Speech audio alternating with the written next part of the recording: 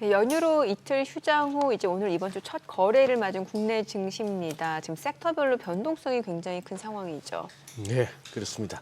자, 우리 국내 증시 한번 좀 네. 집중적으로 짚어주는 코너입니다. 나도 투자자문의 이재규 본부장 모셨습니다. 어서 오세요, 오세요. 본부장. 안녕하세요. 네, 네. 연휴 때 좀 쉬셨나요? 아니면 뭐 계속 시장 보셨나요? 네, 저는 아들이 있어가지고 아들이 있어가지고. 아들과 열심히 보냈습니다. 예. 그래요. 이제 아직 놀아줘야 되는 네, 나이구나. 맞습니다. 아니 지금 어떻게 보세요? 지금 우리 월화 휴장하고 이제 오늘 수요일인데 느낌은 뭐야? 월요일 네. 같기도 하고 뭐 주말 같기도 하고 묘합니다. 월요일 흐름이. 같아요, 월요일. 월요일 같죠. 네. 지금 개장 후 흐름 어떻게 보세요? 지금 2,570이 좀 버겁긴 버겁습니다. 200일선이 있어 그러나. 네, 그러니까 우리나라 시장 자체가 반등을 하기는 했는데 네. 어떻게 보면은 이제 우리가 관세 부과가 시작된 이후에 관세와 관련되어 있는 문제점이 시장에서 부각된 이후에 급락이 한번 나왔었죠. 그리고 네. 나서 지금 반등을 어느 정도 주고 있는데 그 관세와 관련되어 있는 부분들 때문에 밀렸던 부분은 상당 부분 지금 회복이 된 상황입니다. 근데 여기에서 추가적인 상승을 하기 위해서는 무언가 모멘텀이 필요한데 그 모멘텀이 현재까지는 좀 부재한 게 아닌가라고 생각이 되고 있습니다. 그래서 이 모멘텀이 될 만한 게 뭐가 있을까라고 생각을 해본다면 뭐 관세에 대한 부분에 대해서 완화적인 스탠스를 뭐 미국 쪽에서 취해준다라는 부분도 있겠지만 금리에 관련되어 있는 부분들도 우리 시장에는 긍정적인 영향을 미칠 가능성이 있다라고 보고 있거든요. 그래서 이제 FOMC 회의에서 어떤 코멘트가 나오는지를 우리가 좀 체크해볼 필요가 있을 것 같고요. 또 이제 우리가 쉬는 기간 동안 이 달러가 굉장히 약세로 움직인 부분들이 있습니다. 그로 인해 가지고 우리나라 환율 같은 경우도 지금 많이 내려와 있는 상황인데 이 환율 같은 게 사실상 내려온다라고 한다면 그러니까 달러의 가치가 좀 떨어지고 우리 원화 가치가 좀 올라오는 경우에는 우리가 과거에 이런 주가의 흐름을 놓고 봤을 때는 긍정적인 경우가 더 많았습니다. 하지만 이게 속도 자체가 굉장히 빠르게 지금 진행이 되고 있거든요. 그래서 여기서 좀 안정화되는 모습을 보여줘야지만 외국인들이 우리나라 시장이 좀 더 안정적으로 들어올 가능성이 높다라고 보고 그렇게 된다라고 한다면 우리 시장이 관세로 인한 문제점이 제기되기 이전 수준을 넘어서서 다시 한번 추가 상승의 가능성이 있지 않을까라고 말씀을 드리고 싶습니다. 다만 오늘은 방금 전에 말씀을 해주셨던 것처럼 우리나라 코스피와 코스닥 양시장 모두 지금 저항대에 어느 정도 닿아 있는 상황이거든요. 그렇기 때문에 좀 탄력적인 상승이 나오기보다는 여기서 좀 기간을 옆으로 좀 횡보하는 구간이 좀 나오지 않을까라고 생각을 하고 있기 때문에 이런 부분들을 좀 참고해 보시면 될 것 같습니다. 네. 지금 오늘 보니까 이제 특징적인 섹터는 원전, 조선, 바이오 이렇게 좀 압축을 해볼 수 있을 것 같은데 원전 좀 여쭤볼게요. 이제 원래는 그 현지 시간으로 7일 프라하에서 지금 신규 원전 2기 건설 계약 서명식이 예정이 되어 있었는데 지금 이제 보류가 됐어요. 그러니까 보니까 지금 프랑스 전력공사가 신청한 가처분 신청 이게 인용됐단 말이죠. 받아들여져서 최종 판결이 나올 때까지는 지금 체코 원전 지금 계약이 보류가 된 건데 어떻게 해야 되는 거예요, 정확히? 네, 일단 뭐 체코의 정부와 예. 그리고 경쟁 당국에서는 일단 우리나라 쪽에 대해서 굉장히 큰 표를 줬다라고 보시면 좋을 것 같습니다. 원래 진행이 돼야 되는 부분인데 이제 프랑스 쪽에서 계속해서 이렇게 표현하는 게 맞을지 모르겠지만 계속해서 딴지를 걸고 있는 그렇죠. 상황이죠. 예. 근데 이 부분이 어떻게 보면은 일단 가처분이 인용이 된 부분이긴 하지만 추후에 시간이 지난다라고 한다면 당연히 우리나라 기업들이 다시 한번 수주에 관련되어 있는 모멘텀들이 붙을 가능성이 결국엔 최종 계약을 할 가능성은 높다라고 보고 있거든요. 물론 지금 나오고 있는 내용들에 대한 부담이 있지만 이게 참 재밌죠. 왜냐하면 정부에서도 오케이를 한 상황이고 그리고 경쟁 당국에서도 오케이를 한 상황인데 법원 쪽에서 이제 가처분 인용을 한 거죠. 그러니까 나중에 문제가 될 수도 있지 않을까라는 것 때문에 지금 중단이 되어 있다라고 보시면 좋을 것 같은데 지금 오늘 관련되어 있는 종목군들 같은 경우도 장 초반에 굉장히 많이 밀렸었습니다. 제가 지난주 금요일에도 우리 방송에 나와서 이런 말씀을 좀 드렸던 것 같아요. 만약에 원전 관련주들이 더 밀린다라고 한다면 저는 그때가 매수 기회가 될 수 있다라는 말씀을 드렸는데 지금도 저는 비슷한 관점으로 보고 있습니다. 프랑스 쪽에서 어떻게 이제 계속해서 가처분을 인용해달라고 법원에 이야기한 부분은 부담이 되지만 제 생각에는 원전 같은 경우는 우리나라뿐만 아니라 글로벌 시장에서 우리나라 기업들의 경쟁력이 분명히 높은 상황이기 때문에 여기서 조정을 받는다라고 한다면 저는 매수의 관점이 맞지 않을까라고 생각을 하고 있고 추가적으로 말씀드려보자면 지금 에너지원에 관련되어 있는 관심도가 굉장히 높죠. 그래서 신재생 에너지 쪽에 대한 간헐적이라는 문제점을 해결할 수 있는 것이 원전이라고 보시면 딱 좋을 것 같습니다. 그래서 저는 이제 규모가 작은 기업들은 모르겠지만 규모가 큰 기업들 같은 경우는 여전히 매력적이라고 생각을 하고 있는 게 오늘도 보시면 현대건설이라는 기업도 신고가를 경신을 하고 있는 상황이고요. 물론 건설 쪽으로 우리가 엮어서 생각을 할 수가 있는 부분이지만 현대건설 같은 경우도 원전을 건설할 수 있는 기술력을 가지고 있다라고 보시면 좋습니다. 그리고 두산 에너빌리티 같은 경우도 지금 아래 꼬리가 굉장히 많이 달리고 있는데 우리가 또 이제 원전을 본다라고 한다면 규모가 상대적으로 좀 작은 기업이지만 BHI라는 기업도 있거든요. 이 기업 같은 경우는 지금 상승 전환이 됐습니다. 그렇기 때문에 원전과 관련되어 있는 기업들 중에서 규모가 좀 작아서 테마성을 가지고 움직이는 기업들이 아니라 규모가 좀 큰 기업들 같은 경우는 저는 그래도 좀 긍정적으로 볼 필요가 있지 않을까라는 말씀 드리겠습니다. 그래요. 예. 그다음에 이쪽은 어떤가요? 지금 이제 반도체하고 2차 전지 관련해서 소재 부품 장비, 이른바 소부장. 이쪽이 이제 강한 상승세를 보였는데 요게 그러면 지금 미중 간의 대립이 격화되는 이 관세 전쟁 와중에 우리가 조금 재평가가 이루어질 만한 어떤 그런 뭐 기회가 되는 거예요, 지금?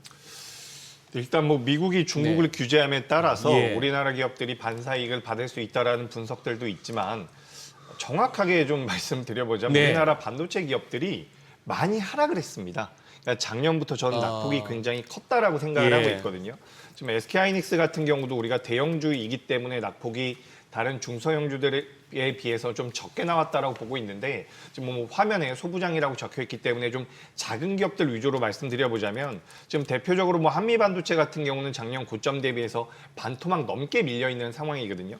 뭐 테크윈 같은 기업들도 낙폭이 굉장히 큰 상황이죠. 뭐 53,000원대, 53,000원대에서 26,000원대까지 단기적으로 많이 밀려 있기 때문에 일단은 기술적인 반등이 시작이 되고 있다라고 저는 생각을 하고 있습니다. 다만 우리가 여기서 고민을 해볼 부분은 미국이 중국을 규제한 것에 따라서 우리나라 기업들이 반사이익을 받을 수 있는 것도 맞지만 구조적으로 이제 우리나라 반도체 기업들이 전 세계 시장에서 경쟁력이 있느냐 이 부분을 고민해 볼 필요가 있다고 보고 있는데 삼성전자와 SK하이닉스 같은 경우는 어쨌든 앞서 나가고 있는 선도 기업들이라는 부분이 굉장히 큰 포인트가 되지 않을까 싶습니다. 그래서 우리가 이제 시장을 볼 때 미국의 엔비디아가 하락을 한다라고 한다면 우리나라 삼성전자와 SK하이닉스도 밀리지 않을까라는 이야기를 많이 하는데 실질적으로 최근에 우리나라 수출입 데이터라든지 뭐 D램과 낸드 우리가 레거시라고 이야기하고 있는 제품들의 가격 상승폭을 본다라고 한다면 엔비디아 같은 경우 우리가 HBM 쪽이라든지 AI 쪽으로 어떻게 보면 좀 국한지어서 생각을 해볼 수 있는 분야라면 우리나라 삼성전자와 SK하이닉스를 필두로 한 레거시 쪽 그리고 그 밑에 있는 소부장 같은 경우는 지금 수익성이 개선이 되고 있는 초입이라고 볼 필요가 있다라는 거죠.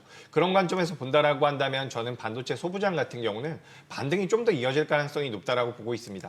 우리가 지금 SK하이닉스가 2024년도에 주가가 많이 올라왔다라고 생각을 하고 있는데 우리가 다만 그 2023년도로 돌아가 본다면 2023년도에 삼성전자와 SK하이닉스가 반도체 쪽에서 실적이 좋았던 게 아니거든요. 2024년도가 좋아진 원년이라고 볼 수가 있는 거죠. 반도체 우리가 사이클 탄다라고 이야기를 많이 하고 있습니다. 2025년도에도 좋을 거고 2026년도에도 좋을 건데 여기에 AI라는 성장성까지 붙고 있는 상황이기 때문에 저는 좀 긍정적인 말씀을 좀 드리고 싶습니다. 그리고 이제 2차 전지가 어떻게 보면 좀 부담이 되는 섹터이긴 하죠. 네. 근데 2차 전지 같은 경우도 지금 이제 소재단에 대해서 중국 기업들이 많은 점유율을 차지하고 있기 때문에 그에 따라서 우리나라 기업들이 반사이익을 받을 수 있습니다라는 이야기들이 나오고 있거든요.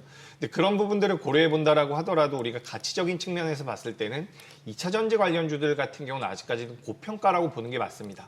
그렇기 때문에 지금 반등이 나올 때에는 어떻게 보면은 반등, 기술적 반등, 1차적으로는 그렇게 보실 필요가 있다라는 말씀을 드리고 싶고요. 추가적으로 이제 우리가 2차 전지 셀사들을 이야기할 때는 ESS 쪽을 많이 이야기를 하고 있거든요. 전력 저장 장치 쪽에 대한 모멘텀들이 많이 붙을 수 있다라고 이야기가 되고 있는데 우리가 좀 더 면밀하게 들어가 본다라고 한다면 ESS 같은 경우도 소재단이 필요한데 그 소재 같은 경우도 중국 기업들이 점유를 굉장히 많이 하고 있습니다. 그러니까 소재에 대한 수급 자체가 불리해질 가능성이 있기 때문에 우리가 ESS라고 하는 부분들을 성장 동력으로 가져가는 것은 맞지만 2025년도, 그러니까 2024년도에서 2025년도로 넘어올 때 ESS 시장이 굉장히 크게 성장을 했거든요. 근데 2026년도로 넘어갈 때는 그 성장성이 좀 둔화될 가능성이 야기되고 있기 때문에 우리가 2차 전지 같은 경우는 저는 아직까지는 그래도 기술적 반등으로 볼 필요가 있지 않을까. 않을까. 그래서 반도체 같은 경우는 추세적인 우상향이 만들어질 가능성이 높다라고 보고 있고요. 2차 전지 같은 경우는 상대적으로 조금은 낮은 점수를 드리고 싶습니다. 그래서 일단은 기술적 반등으로 생각해 보시는 게 어떨까 의견 드리겠습니다. 네. 본부장님. 네. 요거는 제 개인적인 거기도 한데 워낙에 한번 이 시세도 나고 많은 분들이 한번 많은 분들의 손을 탔던 종목이라서 한미 반도체 말이에요. 예. 이거 개인적으로 어떻게 보세요? 이거 다시 한번 영광이 있을 것 같습니까? 아니면 아직 좀 더 쉬어야 됩니까, 이거?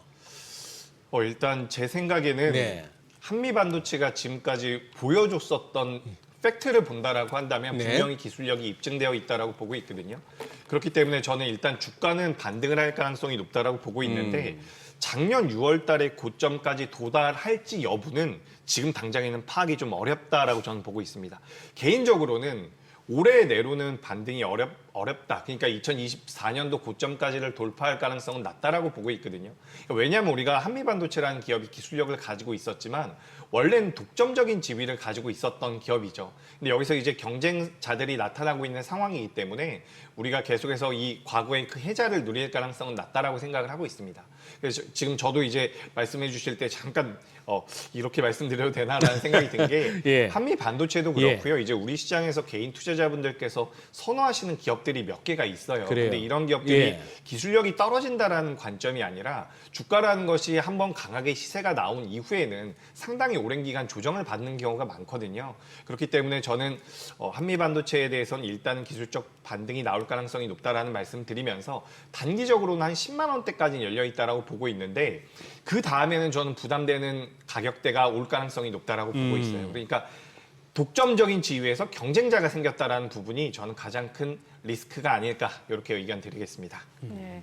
항공주들이 오늘 시세가 엄청나요. 지금 뭐 대한항공, 아시아나항공 바로 갭상승 출발 보여줬는데 이게 지금 보니까 달러 환율이 지금 떨어졌잖아요. 네. 그러니까 원화 강세죠. 이러다 보니까 사실 뭐 항공주들 같은 경우는 부채도 다 달러 표시로 되어 있고 또 여기에다가 그동안 유가가 떨어지는데 그 빛을 못 봤잖아요. 그런데 이 부분도 이제 어느 정도 빛을 볼 수 있다. 이런 기대감 때문으로 봐야 돼요. 외국인들 왜 이렇게 사는 거예요? 일단 방금 전에 말씀해 주신 달러 원 환율이 예. 많이 빠졌다라는 부분이 가장 큰 모멘텀이 아닐까 싶습니다. 사실 유가가 빠지는 것도 우리가 그런 이야기를 많이 하죠. 항공주들 같은 경우는 비용에서 유가가 차지하는 부분들이 많기 때문에 유가가 밀리면 주가가 올라간다라는 이야기들을 많이 해요. 근데 실제로 유가의 흐름과 항공주들의 흐름을 본다라고 한다면 완전히 반비례되는 경우는 거의 없습니다. 네. 그렇기 때문에 우리가 유가 같은 경우는 상승할 수 있는 모멘텀으로 작용할 수가 있는데 할 수 있다라고 우리가 분석을 할 수가 있는데 오늘 같은 경우는 달러 원 환율에 관련되어 있는 부분들이 가장 큰 상승 모멘텀이 되지 않을까라고 생각을 하고 있습니다. 방금 전에 말씀해 주신 것처럼 달러로 표기가 되고 있는 부채를 많이 가지고 있다는 부분도 있고 실질적으로 원화가 강세를 보인다라고 한다면 우리나라의 입장에서는 해외로 여행을 갈 여행 수요도 늘어날 가능성이 높기 때문에 전반적으로 이제 항공주들이 오랫동안 조정을 받았다가 오늘 자금이 좀 몰리지 않나라고 생각이 들고 있는 부분이죠. 추가적으로 이제 항공주들 같은 경우는 중국 쪽의 모멘텀도 어느 정도 받아갈 수가 있는 부분들이기 때문에 전 전반적으로 지금부터 항공주 같은 경우는 좀 체크가 필요하지 않나라고 생각을 하고 있습니다. 뭐 대한항공이 오늘 굉장히 좋은 모습을 보이고 있는데 중소형 기업들 중에서도 주가가 올라갈 만한 여력이 있는 기업들은 꽤 있거든요. 그래서 뭐 진에어라는 기업이라든지 몇몇 기업들도 좀 체크를 해보시면 주가 상승의 모멘텀이 지금 만들어지고 있기 때문에 긍정적이란 말씀을 드리고 싶고요. 실질적으로는 우리가 글로벌 시장의 경기 자체가 좋을 때 항공주들이 좋습니다. 그러니까 제가 아까 전에 유가와 반대로 움직이는 경우는 별로 없습니다. 생각보다 별로 없습니다라는 말씀을 드렸는데 실제로 경기가 좋아야지만 이 물동량도 늘어나고 여객 수요도 많이 늘어나거든요. 그래서 우리가 유가와 완전히 결부해서 완전히 연관지어서 항공주들을 볼 필요는 없다라는 말씀 추가적으로 드리겠습니다. 그때 그 말씀은 맞는 것 같아요. 1,460원, 80원 할 때 하고 지금 1,380원대, 70원 이쯤 되면은 갑자기 생각이 달라질걸요. 여름 휴가를 갔다가 야 가까운 데 한번 나가보자 이런 생각하고 한번 검색해보기 시작할 것 같아요. 그렇죠. 체감이 달라요. 체감이 다르죠. 예. 그렇긴 한데 진짜 국내는 너무 처참해요. 다녀보면은 너무 사람 없고 예. 가는 데마다 식당이고 숙소 간에 진짜 망한 데가 너무 많아요. 진짜 대한민국 이렇게 국내 여행 이렇게 드라이브 삼아 아니면 다녀보시면은 좀 이렇게 마음이 이상해집니다. 이거 이런 식으로 그냥 녹아 없어지나? 서울에만 있으면 몰라요. 서울에만 있으면 모르는데 조금만 교회로 나가든지 지방으로 뭐 이렇게 나가 보면은 야 여기가 옛날에 그렇게 관광열차 막 대절해서 오고 하던 그 동네야 싶은 데가 너무 많고 기본적으로 사람이 너무 없네요. 경기가 좀 많이 안 좋죠. 예. 예. 그 와중에 이제 주식만 가기를 갖다 바라는 것도 좀 어떻게 보면 이상하긴 합니다만 요것도 한번 봐주세요. SK텔레콤 네. 이거 이후에 KT하고 LGU 플러스가 신고가 경신 중이네요, 이거. 네, 일단 뭐 SK텔레콤의 네, 영향도 네. 있다라고 생각을 하는데 영향이 있겠죠. 왜냐하면 지금 생각보다 이 후폭풍이 굉장히 예. 거센 것 같습니다. 그래서 예. 중장기적으로 SK 쪽에 대한 점유율이 줄어들 수도 있다라는 이야기가 나오고 있는데 그런 와중에 SK텔레콤 같은 경우는 또 외국인들이 매수를 좀 해주고 있어요. 그러니까 외국인들뿐만 아니라 이제 우리나라 기관뿐만 아니라 개인 투자자가 신용 매수를 좀 많이 들어오고 있는데 일단 그래도 우량한 기업이기 때문에 외국인들의 순매수 그 개인 투자자분들께서 매수를 한다라는 것은 저는 그렇게 나쁘진 않다라고 보고 있거든요. 근데 우리가 지금 통신주들을 가만 살펴보면 체크를 해볼 부분이 뭐냐면 외국인들의 지분율이 50%가 넘어가면 안 되는 것으로 알고 있습니다. 그렇기 때문에 외국인들이 매수가 어느 정도 들어온다라고 하더라도 계속해서 매수가 들어올 가능성은 낮다라고 보고 있고 거기서 이제 외국인들 말고 기관들의 순매수가 들어와야지만 SK텔레콤 같은 경우는 반등이 본격적으로 시작될 수 있다라는 말씀을 드리고 싶습니다. 그리고 추가적으로 최근에 이제 우리 시장의 흐름을 놓고 보면 방금 전에도 잠깐 말씀드렸는데 KT와 LGU 플러스 같은 경우는 우리가 대표적인 방어주라고 이야기를 많이 하죠. 그리고 삼양식품 같은 이런 식품주 같은 경우도 우리가 방어주라고 이야기를 많이 하고요. 한국전력 같은 경우도 우리가 방어주라고 이야기를 많이 하고 있는데 이런 종목군들이 생각보다 굉장히 견조한 모습들을 많이 보이고 있습니다. 여기서 계속해서 우상향을 만들어 갈지 여부는 지켜봐야겠지만 우리가 계속해서 성장주라고 이야기를 했었는데 이미 다른 쪽에서 주가의 흐름이 올라오고 있는 부분들도 분명히 있다라는 거죠. 대표적으로 은행이나 증권주들 같은 경우도 최근에 주가 흐름이 나쁘지가 않거든요. 그래서 네. 개인 투자자분들께서 가장 경계하셔야 되는 부분은 뭐냐면 너무 내가 생각했었던 섹터들에 대해서 국한되지 않아야 된다라는 부분이거든요. 내가 너무 막 큰 관심을 가지고 있었는데 그 주가가 안 올라간다라고 해서 다른 쪽에 대한 관심을 놓을 필요는 없다라는 말씀을 드리면서 지금 시장은 성장주가 무조건 강세를 보이는 시장은 아니라는 말씀까지 드리도록 하겠습니다. 짧게 여쭤볼게요. 의약 바이오, 제약 바이오가 지금 엄청 많이 떨어져요. 이게 지금 트럼프가 이제 의약품 관세 발표하겠다라고 했는데 우리 그럼 국내 기업들이 영향이 있는 거예요?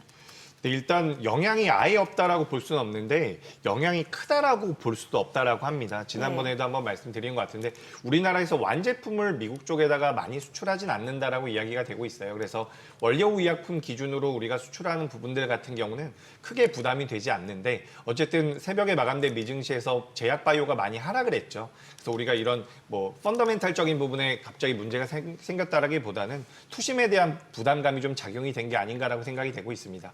저는 제약바이오 같은 경우는 눌림이 나올 때마다 그래도 좀 관심을 가져보시는 게 좋을 것 같고요. 올해 상반기 중에 이제 금리 인하가 진행이 되진 않을 가능성이 높겠죠. 내일 FOMC 회의가 진행이 될 텐데 금리 인하가 진행될 수 있다라는 뉘앙스가 어느 정도 시장에서 붙는다라고 한다면 제약바이오는 다시 한번 올라올 수 있지 않을까라는 말씀 드리겠습니다. 네, 오늘 내용 잘 들었습니다. 네, 고맙습니다. 고맙습니다.